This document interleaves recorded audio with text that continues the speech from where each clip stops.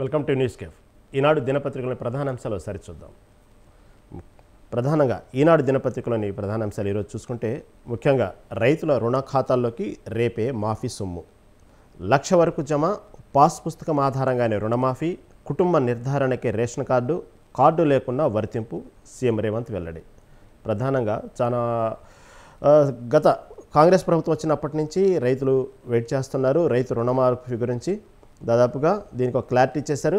1,00,000 వరకు జమ, పాస్ పుస్తకం ఆధారంగా రుణమాఫీ అంటూ సీఎం రేవంత్ రెడ్డి ప్రకటించేశారు.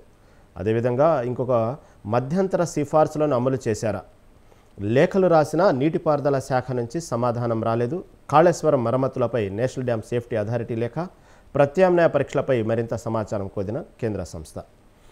అదేవిధంగా ఇంకో ప్రధాన అంశం చూసుకుంటే నేడు భారీ, రేపటి నుంచి అతి భారీ వర్షాలు, పలు జిల్లాలకు ఆరెంజ్ హెచ్చరికలు జారీ అంటూ ఒక ప్రధానంగా ఇచ్చింది. దాదాపు తెలుగు రాష్ట్రాల్లో ఈ 5 రోజులు భారీ వర్షాలు పడతాయంటూ వాతావరణ హెచ్చరికలు జారీ చేస్తున్న నేపథ్యంలో అందరూ అప్రమత్తంగా ఉండాలంటూ కూడా జిహెచ్ఎంసీ కూడా ప్రకటించింది. అదేవిధంగా ప్రజాహిత పాలనే ప్రభుత్వ లక్ష్యం అంటూ ఒక ప్రధానంగా తీసుకున్నారు.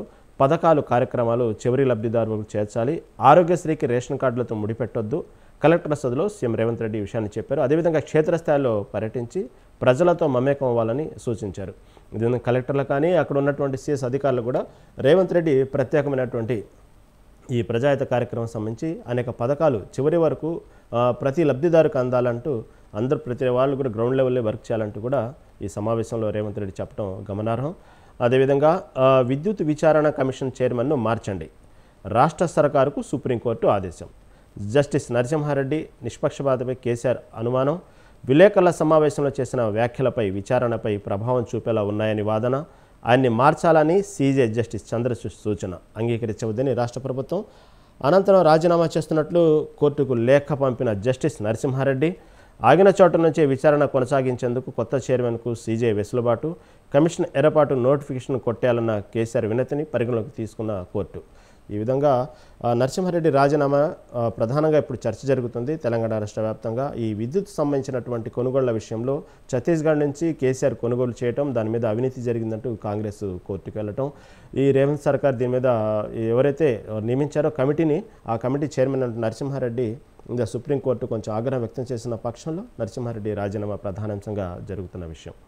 అదేవిధంగా రేవంత్ పాలనలో దుర్మార్గ పరిస్థితులు అంటూ రాష్ట్రంలో రాజ్యాంగ వ్యవస్థలు దుర్వినియోగం, మా ఎమ్మెల్యేలు పార్టీ మారారని బెదిరిస్తున్నారు, పార్టీ ఫిరాయించిన శాసనసభ్యులపై స్పీకర్కు ఫిర్యాదు చేశామంటూ మంత్రి కేటీఆర్ వెల్లడించడం జరిగింది. దీంట్లో భాగంగానే స్పీకర్ని కలవటం, అదేవిధంగా కేటీఆర్తో పాటు బీఆర్ఎస్ నాయకులు, బీఆర్ఎస్ ఎమ్మెల్యేలు వీళ్ళందరూ కూడా నిన్న స్పీకర్ని కలవటం కూడా ప్రధానంగా దీంట్లో హైలైట్గా తీసుకున్నారు. ఇంకొక విషయం వచ్చేటప్పటికీ ట్రంప్ నిన్ననే ప్రకటించారు, అమెరికా ఉపాధ్యక్ష అభ్యర్థిగా వాన్స్ని ప్రకటించారు. కాకపోతే దీంట్లో ప్రధానంగా ఇప్పుడు దేశవ్యాప్తంగా జరుగుతున్న చర్చ ఏంటంటే ఎవరైతే ట్రంప్ అమెరికా ఉపాధ్యక్షుని ప్రకటించారో అభ్యర్థి వాన్స్, అతను తెలుగింటి అల్లుడే అంటూ ప్రతి పత్రికలో కూడా ప్రధానంగా దీన్ని చర్చించారు. ఎందుకంటే తన భార్య ఎవరైతే ఉన్నారో ఆంధ్రప్రదేశ్ మూలాలు ఉన్నాయి, ఇక్కడి నుంచి వెళ్ళి అమెరికాలో స్థిరపడ్డారు. ఉషా చిలుకూరి అనేటువంటి వాన్స్ యొక్క భార్య గురించి ప్రధానంగా చర్చ జరుగుతుంది. తెలుగు మూలాలు ఉన్న పర్టికులర్గా ఆంధ్రప్రదేశ్ మూలాలు ఉన్న అమ్మాయి అక్కడే అమెరికాలో స్థిరపడ్డారు కాబట్టి వాన్స్ మన తెలుగుంటి అల్లుడే అంటూ ప్రధానంగా అందరూ దీన్ని చాలా గొప్పగా గౌరవంగా చెప్పుకుంటున్నారు. ఎందుకంటే వాన్స్ తన జీవితంలో పడ్డ కష్టాల గురించి ఒక చిత్రం కూడా తీయటం జరిగింది. వాన్స్ రాసిన అనేక పుస్తకాలు మార్కెట్లో బాగా వైరల్ అవుతూ ఉంటాయి. దాంట్లో ప్రధానంగా రాసిన పత్రికల్లో అతను రాసినటువంటి బుక్స్లో కూడా అతను రాసిన నవలలు, కథల్లో ఉషా చిలుకూరి తన తోడ్పాటు, తను అందించే సహకారం గురించి కూడా వాన్స్ అనేక సార్లు వెల్లడించడం జరిగింది. ఈ విధంగా చూసుకుంటే ఈనాడు దినపత్రికలో కొన్ని ప్రధానమైనవి జరిగినాయి. అదేవిధంగా విద్యుత్ విచారణ కమిషన్ చైర్మన్ మార్చిందంటూ పెద్ద హైలైట్గా చెప్పుకొచ్చారు. తర్వాత సాక్షి దినపత్రిక విషయానికి వచ్చేటప్పటికి దీంట్లో కూడా పాస్బుక్ రుణాల మాఫీ అంటూ ప్రధానంగా హైలైట్ చేశారు. భూమి పాస్బుక్పై అప్పు ఉన్న ప్రతి రైతు కుటుంబానికి 2 లక్షల వరకు, రేపు 1 లక్షలోపు మాఫీ, సాయంత్రం 4 గంటలకు రైతు ఖాతాల్లో జమ. కలెక్టర్ల సదస్సులో ప్రధానంగా సీఎం రేవంత్ రెడ్డి చెప్పారు, ఈ పాస్బుక్ సంబంధించినటువంటి ఎవరైతే ఉన్నారో వాళ్ళకి మాత్రమే రుణాల మాఫీ అంటూ ప్రధానంగా చెప్పుకొచ్చారు రేవంత్ రెడ్డి. దీంట్లో ప్రధానంగా రేషన్ కార్డు లేకపోయినా కూడా మాఫీ. తెలంగాణ వ్యాప్తంగా రైతుల్లో జరుగుతున్న చర్చ ఏంటంటే ఈ తెల్ల రేషన్ కార్డు ఉన్న వారికి మాత్రమే ఈ మాఫీ అనేది ఒక ప్రచారం జరుగుతుంది. కాదు, తెల్ల రేషన్ కార్డు లేకపోయినా సరిపడి మాఫీ చేస్తాము, కాకపోతే కుటుంబం యొక్క వివరాల కోసమే మేము రేషన్ కార్డు అడుగుతున్నాం అంటూ కూడా కలెక్టర్ల సదస్సులో సీఎం రేవంత్ రెడ్డి చెప్పడం జరిగింది. రేషన్ కార్డు లేని 6.36 లక్షల మందికి కూడా వర్తిస్తుంది ఈ పథకం. అదేవిధంగా కలెక్టర్లు, ఎస్పీల సదస్సులో సీఎం రేవంత్ రెడ్డి ఈ విషయాన్ని స్పష్టం చేశారు. ప్రభుత్వ ప్రాధాన్యతలు అర్థం చేసుకుని పనిచేయాలని చెప్పారు.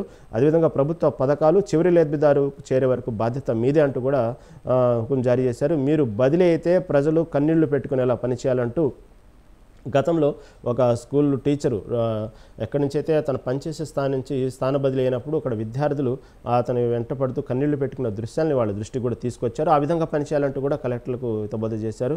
అదేవిధంగా ధరణి పెండింగ్ దరఖాస్తును ఆగస్టు 15లోగా పరిష్కరించాలని చెప్పారు. మహిళలకు 5 ఏళ్లలో 1,00,000 కోట్లు రుణమాపించారు. పోలీసులకు రహదారులపై ఏదైతే దాదాపు పోలీసులు అనేవాళ్ళు కేవలం స్టేషన్లకు పరిమితం కాకుండా రహదారులపై కూడా కనిపించాలి. ఎందుకంటే ఈ డ్రగ్స్, సైబర్ నేరాలపై ఉక్కుపాదం మోపాలంటూ డీజీపీ స్థాయి నుంచి కానిస్టేబుల్ వరకు కూడా ఎవరైనా సరే ఈ డ్రగ్స్ విషయంలో మాత్రం జనాల్లోనే తిరగాలి అంటూ చెప్పారు. రేషన్ కార్డులో ఆరోగ్యశ్రీ లింకులు పెట్టొద్దని చెప్పారు. అదేవిధంగా విద్యుత్ కమిషన్ చైర్మన్ను మార్చండి. విద్యుత్ కమిషన్ రాష్ట్ర ప్రభుత్వానికి సుప్రీంకోర్టు ఆదేశం. మీడియా సమావేశంలో కమిషన్ చైర్మన్ వ్యాఖ్యలు చేయడంపై అసహనం. ఆయన కేసు మెరిట్స్ జోలికి ఎలా వెళ్తారంటూ సీజీఐ తండ్రి ప్రశ్న. విచారణ పూర్తి కాకుండా అలా చేస్తే ఓ వ్యక్తి ఇమేజ్ దెబ్బతింటుందని వ్యాఖ్య. కమిషన్లో మరో న్యాయమూర్తిని నియమించేందుకు అవకాశం ఇస్తున్నామని స్పష్టీకరణ. కమిషన్ చైర్మన్ మార్పు కోసం సోమవారం పేర్లు ఇస్తామన్న రాష్ట్ర సర్కారు ఊహాజనిత కథనాలు వస్తుండటంతో మీడియా సమావేశం పెట్టానన్న జస్టిస్ నరసింహారెడ్డి. కమిషన్ చైర్మన్ బాధ్యత నుంచి తప్పించుకుంటున్న సుప్రీంకోర్టు లేఖ. ఈ విధంగా కూడా ప్రధానంగా ఏదైతే రైతుల రుణమాఫీ గురించి ప్రధానంగా చర్చ జరుగుతుందో తెలంగాణ వ్యాప్తంగా ఈ విద్యుత్ కమిషన్ సంబంధించిన చైర్మన్ విషయం కూడా నిన్న నుంచి ప్రధానంగా హైలైట్ చేస్తున్నారు. ఎందుకంటే అతను న్యాయ వ్యవస్థని గౌరవం కోసమే నేను వైదొలిగానంటూ కూడా నరసింహారెడ్డి స్టేట్మెంట్ ఇవ్వడం జరిగింది. దానికోసం విద్యుత్ కమిషన్ నుంచి తప్పుకున్న తర్వాత జస్టిస్ నరసింహారెడ్డి చేసిన వ్యాఖ్యలు ఇవి. కేసీఆర్కు నోటీసులు ఇవ్వలేదు, లేఖ రూపంలో అభిప్రాయం కోరామంటూ కూడా దీన్ని తెలియజేశారు. అదేవిధంగా ట్రంప్ ఉపాధ్యక్ష అభ్యర్థి ఉషాపతి, ఆంధ్ర మూలాలున్న అమ్మాయి ఉషా చిలుకూరిని పెళ్లి చేసుకున్న జేమ్స్ డేవిడ్ వాన్స్. దశాబ్దాల కిందట అమెరికాలో స్థిరపడ్డ ఉషా తల్లిదండ్రులు. ఈ విధంగా హైలైట్ చేశారు. అదేవిధంగా ప్రాణహిత చేవలను పక్కన పెట్టడం తప్పిదం అంటూ ఇది కూడా ప్రధానంగా చెప్పుకోవాల్సిన అంశం ఇది. ఎందుకంటే కేంద్ర జలశక్తి శాఖ సలహాదారులు వెదిరే శ్రీరామ్ ఆరోపించారు. ఎందుకంటే కొందరి ప్రయోజనాల కోసమే రీ ఇంజనీరింగు, మేడిగడ్డ బరాస్థలం ఎంపిక తప్పే, తుమ్మడిహెట్టి వద్ద నీటి లభ్యత లేదని సిడబ్ల్యూసి చెప్పలేదు. కాళేశ్వరం డిజైన్లు రాష్ట్ర ప్రభుత్వానివే.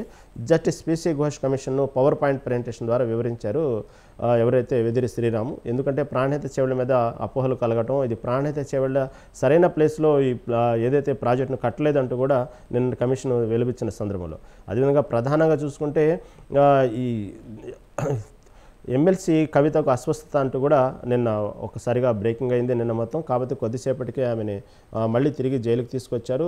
చిన్నపాటి ఫస్ట్ ఎయిడ్ చేసి తిహార్ జైలు నుంచి మళ్ళీ ఆసుపత్రికి తరలించిన అధికారులు మళ్ళీ కొంత సమయం తర్వాత మళ్ళీ జైలుకి తీసుకురావడం జరిగింది. అదేవిధంగా స్పీకర్ వేటు వేయకుంటే సుప్రీంకు.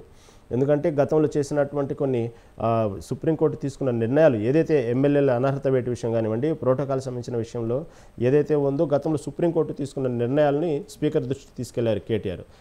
దాంట్లో భాగంగానే చెప్పారు, రాజ్యాంగాన్ని తొంగలో తొక్కుతున్న కాంగ్రెస్ రాష్ట్రంలో ఎన్ని కోట్లు చేతులు మారుతున్నాయో ఫిరాయింపుల ఎమ్మెల్యేలపై అనర్హత వేటు వేయాలని స్పీకర్ గడ్డం ప్రసాద్కు వినతి ఇస్తూ దాదాపు ఈ సమస్యను మీరే పరిష్కరించండి, లేకపోతే సుప్రీంకోర్టుకి వెళ్ళవలసి వచ్చిందంటూ కూడా కేటీఆర్ చెప్పడం జరిగింది. తర్వాత ఇక ఆంధ్రజ్యోతి ప్రధాన పత్రిక, దీంట్లో ఆంధ్రజ్యోతిలో విషయానికి వచ్చాడు. ప్రధానంగా హెడ్లైన్స్ జస్టిస్ నరసింహారెడ్డిని తప్పించండి అంటూ కూడా హైలైట్ చేశారు. విద్యుత్ అక్రమాలపై యథావిధిగా విచారణ, కమిషన్ చైర్మన్గా మరికొన్ని నియమించండి, మీడియా ముందు అభిప్రాయాలు చెప్పారు. ఈ విధంగా వ్యక్తి గౌరవానికి భంగం కలిగించే అవకాశం కలిగారు, వాంఛనీయ కాని పద్ధతిలో వ్యవహరించారు హైకోర్టు. తర్వాత 1,00,000 మాఫీ రేపే, తొలి విడతగా 1,00,000 వరకు రుణాలకు వర్తింపు, ముఖ్యమంత్రి రేవంత్ రెడ్డి ప్రకటన. ఇది కూడా ఆంధ్రజ్యోతిలో ప్రధానంగా హైలైట్ చేశారు. ఎందుకంటే రైతులకు సంబంధించినటువంటి రుణమాఫీ కాబట్టి దీన్ని రాష్ట్ర ప్రభుత్వం ప్రధానంగా తీసుకుంది. అదేవిధంగా ఈ రైతు ఎవరైతే ఉన్నారో 1,00,000 రుణమాఫీ సంబంధించి ప్రతి శాసనసభ్యులు కూడా వాళ్ళ గ్రామాల్లో ఒక పండగ వాతావరణంలో దీన్ని జరుపుకోవాలి. రైతులకు సంబంధించి వాళ్ళని పిలిచి ఈ పాస్ పుస్తకాలు, ఈ రుణమాఫీ సంబంధించిన విషయంలో ఒక ఉల్లాసంగా ఉత్సాహంగా పండగ వాతావరణం చేసుకోవాలంటూ కూడా రేవంత్ రెడ్డి చెప్పడం జరిగింది. అదేవిధంగా డ్రగ్స్ సైబర్ నేరాలపై ఉక్కుపాదం అంటూ డీజీపీ నుంచి కానిస్టేబుల్ వరకు క్షేత్రస్థాయిలో ఉండాలంటూ ముఖ్యమంత్రి ఆదేశించడం కూడా ఆంధ్రజ్యోతి ప్రధానంగా తీసుకుంది. అదేవిధంగా కవితకు అస్వస్థత, ఆసుపత్రిలో చికిత్స అనంతరం తిరిగి మళ్ళీ జైలుకు. చాలా దాదాపుగా 3-4 నెలల నుంచి కవిత జైల్లో ఉండటం జరిగింది. ఏదైతే మద్యం కుంభకోణం కేసులో కవిత జైల్లో ఉండటం, దానికి సంబంధించి కవిత అనేకసార్లు బెయిల్ కోరటం జరిగింది, అనేకసార్లు బెయిల్ నిరాకరించడం జరిగింది. నిన్న కొంచెం అస్వస్థత గురవటం వల్ల మళ్ళీ కవితను హాస్పిటల్ తీసుకెళ్ళటం, తర్వాత రికవర్ అవటం, మళ్ళీ రిటర్న్ జైలుకి తీసుకురావడం జరిగింది. అదేవిధంగా సుప్రీంకోర్టులో తొలిసారిగా మణిపూర్ జడ్జి, ఆ రాష్ట్రానికి చెందిన జస్టిస్ కోటేశ్వర్ సింగ్ న్యాయమూర్తిగా నియామకం, మరో జడ్జిగా జస్టిస్ ఆర్ మహదేవన్, బీసీ సామాజిక వర్గానికి అవకాశం, వైవిధ్యతకు కొలీజియం పెద్దపీట, 34 చేరుకున్న న్యాయమూర్తుల సంఖ్య, పూర్తి సామర్థ్యంతో సుప్రీంకోర్టు. ఇప్పటి వరకు మణిపూర్ నుండి సుప్రీంకోర్టుకు సంబంధించిన జడ్జిలు ఇంతవరకు లేరు. మొదటిసారిగా మణిపూర్ నుంచి ఒక జడ్జి సుప్రీంకోర్టుగా దిగింది. అదేవిధంగా 2 నెలల్లో 267 కిలోల మలద్వారం బంగారం ఆక్రమణ. ఈ అక్రమ రవాణా గురించి దాదాపు 267 కిలోలు 2 నెలల్లో ఎవరైతే చెన్నై సంబంధించిన యూట్యూబర్ గ్యాంగ్ స్టార్లు ఉన్నారో, ఆ యూట్యూబర్స్ ఎవరు ఉంటారో ఆ గ్యాంగ్ మొత్తానికి అరెస్ట్ చేశారు కస్టమ్స్ అధికారులు. కాకపోతే అందరికీ ఆశ్చర్యం కలిగించే విషయం ఏంటంటే, మలద్వారం ద్వారా ఈ 2 నెలల్లో 267 కిలోలు బంగారాన్ని వీళ్ళు ఏదైతే అక్రమ రవాణా చేశారో, ఇది ఎలా చేశారు అనే దాని గురించి కూడా, ఏ భంగిమలో కూర్చోవాలి, ఏ విధంగా ఈ బంగారం తీసుకెళ్ళొచ్చు అనేది కూడా వీళ్ళకి ట్రైనింగ్ వినేసి పోలీసులు అవాక్కైన సందర్భం నేను చూసాం. అదేవిధంగా నమస్తే తెలంగాణ దినపత్రిక వచ్చేటప్పటికి ప్రధానంగా జస్టిస్ నరసింహారెడ్డి రాజీనామా ప్రధానంగా తీసుకున్నారు. సుప్రీంకోర్టు అభ్యంతరం, వైదొలిగిన జడ్జి, విద్యుత్ కమిషన్ బాధ్యతలపై గుడ్ బై, నరసింహారెడ్డి తీరుపై సీజే చంద్రుడు ఆక్షేపణ, ఇది కూడా ప్రధానంగా తీసుకున్నారు. అదేవిధంగా పాస్బుక్కే ఫైనల్, రేషన్ కార్డు లేని 6.36 లక్షల మంది రైతులకు కూడా రుణమాఫీ వర్తింపు.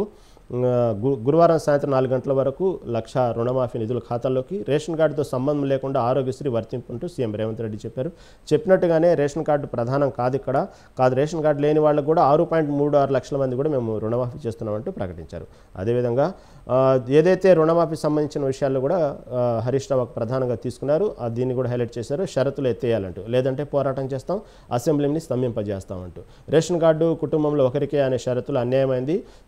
పీఎం కిసాన్ అమలు చేస్తే సగం మంది రైతులకే మొండి చెయ్యి, రైతుల విషయంలో బడే భాయ్ చోటే భాయ్ ఇద్దరు ఒకటే అంటూ కూడా హరీష్ రావు స్టేట్మెంట్ ఇవ్వడం జరిగింది. దీన్ని కూడా హైలైట్ చేశారు.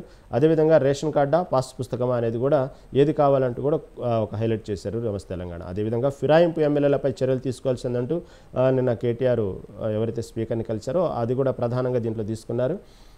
దీంట్లో ఇంకొక సెన్సేషన్ ఏంటంటే, పూరి జగన్నాథ్ మళ్ళీ అదే పైత్యం అంటూ నాడు తెలంగాణ ఉద్యమంపై అక్కసు, నేడు రాష్ట్రానికి సాధికుడిగా కించపరిచే యత్నం. కల్లు కాంపౌండ్ పాటలో కేసీఆర్ మాటలు, తెలంగాణ అంటేనే మందు కొట్టుడు అనే పెద్ద భావన వచ్చేలా చిత్రీకరణ. ఇది పూరి జగన్నాథ్ మీద కూడా ఈ తెలంగాణ వాదులు కొంచెం సీరియస్ అవటం చూసాము. అదేవిధంగా డిఎస్సిపై హైకోర్టుకు ఢిల్లీకి తాకిన ఉద్యమ సెగ. డిఎస్సికి ప్రధానంగా జరుగుతున్నటువంటి నిరుద్యోగుల ర్యాలీ చివరికి ఢిల్లీ దాకా వెళ్ళింది. నిరుద్యోగుల న్యాయ పోరాటం, గురువారం విచారణకు పిటిషన్, పరీక్షల ప్రారంభ రోజే విచారణ, ఏర్పాట్లు పూర్తి చేసిన విద్యాశాఖ. ఢిల్లీకి తాకింది విద్యార్థి, జంతర్ మంతర్ వద్ద నిరుద్యోగుల ధర్నా అంటూ ఇదే ప్రధానంగా తీసుకున్నారు. అదేవిధంగా ఈనాడు ఆంధ్రప్రదేశ్ దినపత్రికలు వచ్చేటప్పటికి ఇసుకలో జోక్యం వద్దంటూ ఎమ్మెల్యేల నాయకులకు చంద్రబాబు వార్నింగ్ ఇవ్వడం కూడా జరిగింది. ప్రభుత్వానికి చెడ్డ పేరు తేవద్దంటూ కూడా చెప్పడం జరిగింది. అదేవిధంగా రిపబ్లికన్ పార్టీ ఉపాధ్యక్ష అభ్యర్థి వాన్స్ తెలుగింటి అల్లుడే అంటూ కూడా ఈనాడు దినపత్రిక ప్రధానంగా తీసుకుంది. అదేవిధంగా ల్యాండ్ టైటిలింగ్ యాక్ట్ రద్దు, దీన్ని ప్రధానంగా ఇప్పుడు చంద్రబాబు తీసుకొస్తున్నారు. ల్యాండ్ టైటిలింగ్ యాక్ట్ ఏదైతే ఉందో ప్రధానంగా ఎన్నికల్లో చెప్పారో రద్దు చేస్తాను, మొదటి సంతకం దాని మీద చేయడం జరిగింది. దాంట్లో భాగంగానే రేపు అసెంబ్లీ సమావేశాల్లో కూడా దీని మీదే ప్రధానంగా చర్చ జరగాలి. ల్యాండ్ టైటిలింగ్ యాక్ట్ అనేది ఎంత ప్రమాదకరమో తెలియజేయాలంటూ కూడా చంద్రబాబు స్పష్టంగా చెప్పారు. అదేవిధంగా గనుల శాఖ సొమ్ము సర్వే రాళ్ల పాలు అంటూ కూడా గనుల శాఖ సొమ్ము మొత్తాన్ని కూడా ఈ సర్వే రాళ్లతో దానికి సంబంధించినటువంటి ధనమంతా కూడా ఆర్థికమంతా కూడా ఇలా వృధా చేశారంటూ కూడా ప్రధానంగా హైలైట్ చేశారు. తర్వాత ఆంధ్రప్రదేశ్ సాక్షి దినపత్రిక వచ్చేప్పటికి గ్యారంటీ అప్పు 5,200 కోట్లు, పౌర సరఫరా సంస్థ మార్కెట్ ఫెడ్ ద్వారా రుణాల కూటమి సర్కారు హామీ, ధాన్యం బకాయిలతో పాటు ఖరీఫ్లో సేకరణ కోసం ఈ అప్పులనే ప్రకటన అంటూ సాక్షి దినపత్రిక హైలైట్ చేసింది. ఇంకా ఈ 5 రోజులు కూడా తెలుగు రాష్ట్రాల్లో వానలే అంటూ కూడా హైలైట్ చేసింది. అదేవిధంగా ఆడబిడ్డలపై ఆగని అఘాయిత్యాలంటూ గుంటూరు జిల్లాలో ఒకే రోజు 2 ఘటనలు అంటూ కూడా ప్రధానంగా చేసింది. అదేవిధంగా మట్టి దెబ్బలు మటాష్ అంటూ విశాఖ జిల్లాలో ఎల్లో గ్యాంగ్ బరితెగింపు అంటూ కూడా దీన్ని ప్రధానంగా హైలైట్ చేస్తూ చెప్పింది. భౌగోళిక వారసత్వ సంపదపై ఎర్రమట్టి దెబ్బలపై పచ్చగద్దలు అంటూ కూడా హైలైట్ చేసిన సాక్షి. అదేవిధంగా కేసు మెరిట్స్లోకి ఎలా వెళ్తారంటూ విద్యుత్ కమిషన్పై కూడా హైలైట్ చేసింది. అదేవిధంగా ప్రధానంగా సాక్షిలో పవన్ శాఖలో చీలిక పీలికలు ఎందుకు అంటూ కూడా ప్రధానంగా హైలైట్ చేసింది. దాని గురించి చాలా క్లుప్తంగా వివరించుకుంటూ వచ్చింది. ఇది టోటల్గా ఈ దినపత్రికల్లో ఉన్నటువంటి ప్రధానమైన అంశాలు ఈనాడు కానివ్వండి, సాక్షి, ఇదే విధంగా ఆంధ్రజ్యోతి దినపత్రికలో ప్రధానమైన అంశాలు ఇది.